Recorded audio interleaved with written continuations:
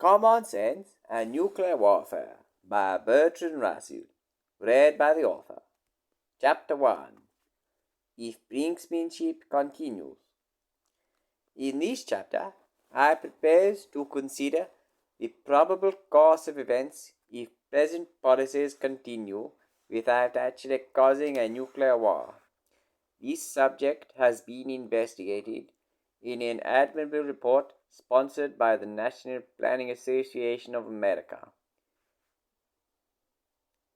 1970, without arms control, implications of modern weapons technology, by NPA Special Project Committee on Secretary through Arms Control Planning Pamphlet number 104, May 1958, Washington, D.C.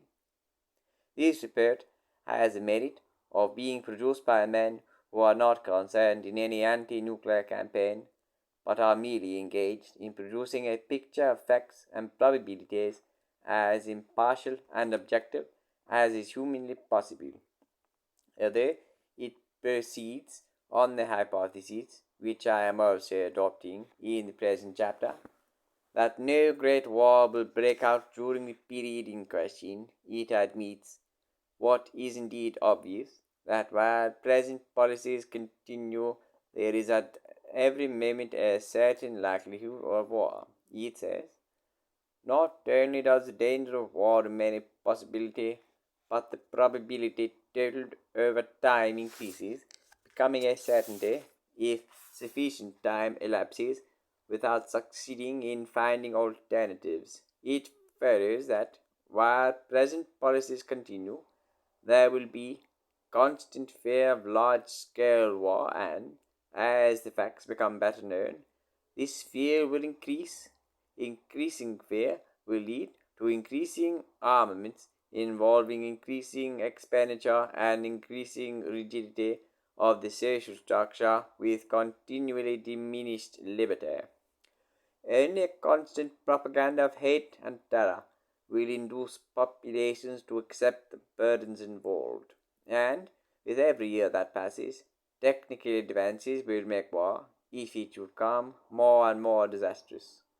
Such a situation may, among the saner elements of the population, produce a desire for secure peace, but in the majority, it is more likely to produce an insane horror of the enemy, and a state of nerves making an explosion seem less dreadful than continued apprehension. The expenditure on armaments is, at the present time, incomparably higher than it has ever been before. According to the above-mentioned report, the United States is now spending $45 billion per annum on military preparation. In the United States, about 10% of gross national product is now devoted to military purposes. It is estimated that 15% of the gross national product of the Soviet Union is similarly devoted. If the world goes on as it is, neither better nor worse, it is estimated that from the present time till 1970, from 1,500 to 2,000 billion dollars will have been spent on armaments. But this will certainly prove to be an underestimate, since new inventions will necessitate increasingly expensive weapons. We cannot tell what new discoveries will be made, but we can be pretty certain that there will be such discoveries. Some of them might be fairly cheap. For example, methods of bacteriological warfare. It should be possible to poison the Mississippi and the Volga, and thereby render uninhabitable all the regions depending on water from those rivers. If a suitable method of delivery of bacteria were discovered, immense damage could be done with rather little expenditure. But most of the novelties to be expected cannot cause death so cheaply. Take, for example, control of the weather. The philosophers of Laputa reduced rebellious provinces to obedience by causing the shadows of the island to plunge the rebels into perpetual night.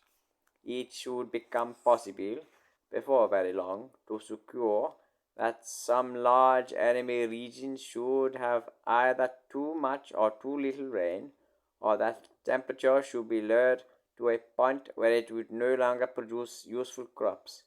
It may become possible to melt the polar ice and thereby submerge large regions which are only slightly above sea level.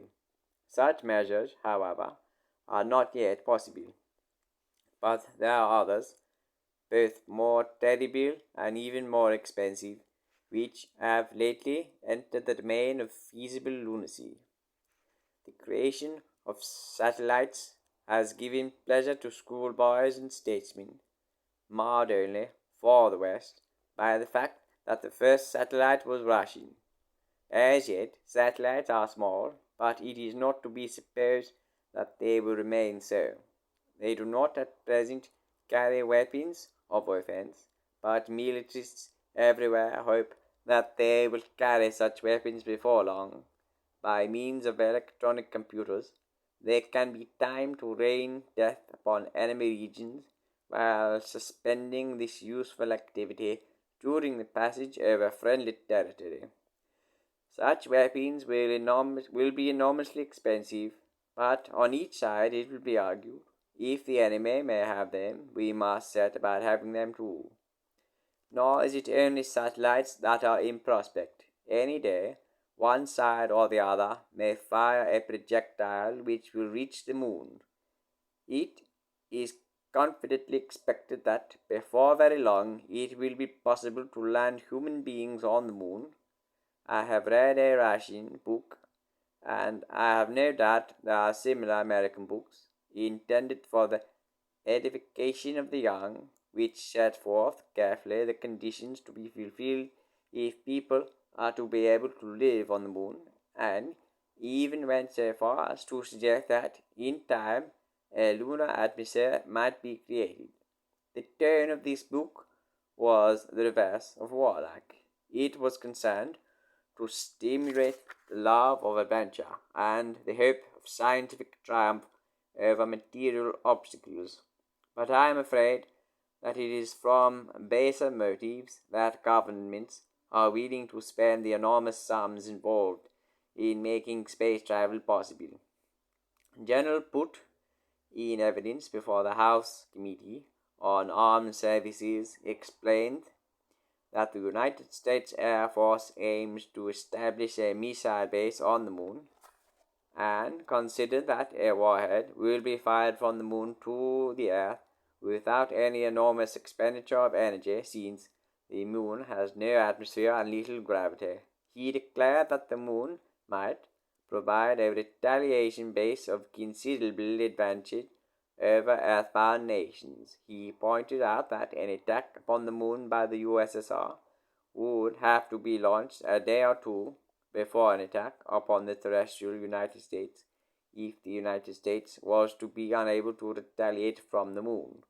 Such a preliminary attack upon the moon, he considered, would warn Americans of their danger. If, on the other hand, the Russians did not demolish the United States lunar installations, it would be possible from these installations to restore Russia, although the terrestrial United States had been obliterated. His testimony was reinforced by Richard E. Horner, Assistant Secretary of the Air Force for Research and Development, who saw in the establishment of lunar bases an opportunity of breaking through the nuclear stalemate. It is curious and typical of militarist mentality everywhere that both of these two eminent gentlemen seemed, at first, loath to meet the possibility of Russia also installing missile stations on the moon. It is obvious that what one side can do, the other also can do, and the only result of such plans, if they are carried out, must be warfare in the moon.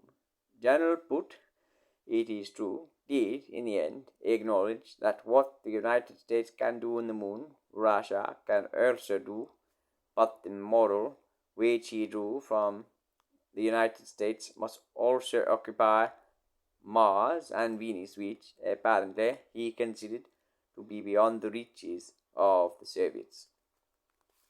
All this curious speculation received much less publicity than might have been expected, and I should not have known of it but for the fact it was reported in R.F. Stone's Weekly on October 20, 1958. I have seen no amount of similar plans by Soviet government, but it must be assumed that such plans exist. In reading of the plans of militarists, I try very hard to divest myself for the time being of the emotions of horror and disgust. But when I read of plans to defile the heavens by the petty squabbles of the animated lumps that disgrace a certain planet, I cannot but feel that the men who make these plans are guilty of a kind of impiety. It is easy to imagine a congressional election or a Soviet party dispute turning on the question whether Americans on the moon have exterminated the Russians or vice versa. Such plans degrade the heavenly bodies and the majestic course of nature to the petty stature of furious men quarrelling over trifles. But I fear it cannot be doubted that, unless our disputes are brought within reasonable proportions, the populations of the most powerful nations and their followers will be willing to reduce themselves to starvation level in the search for means of injuring each other. Our planet cannot persist on its present courses. There may be war, as a result of which all or nearly all will perish. If there is not war, there may be assaults on heavenly bodies, and it may well happen that means will be found to cause them to disintegrate. The moon may split and crumble and melt. Poisonous fragments may fall on Moscow and Washington, or on more innocent regions. Hate and destructiveness, having become cosmic, will spread madness beyond its present terrestrial confines. I hope, though with much doubt, that some gleams of sanity may yet shine in the minds of statesmen. But the spread of power without wisdom is utterly terrifying, and I cannot blame those whom it reduces to despair. But despair is not wise. Men are capable not only of fear and hate, but also of hope and benevolence. In such, the populations of the world can be brought to see and to realize in imagination the hell to which hate and fear must condemn them on the one hand, and on the other, the comparative heaven with hope and benevolence can create by means of new skills. The choice should not be difficult, and our self-tormented species should allow itself a life of joy such as the past has never known.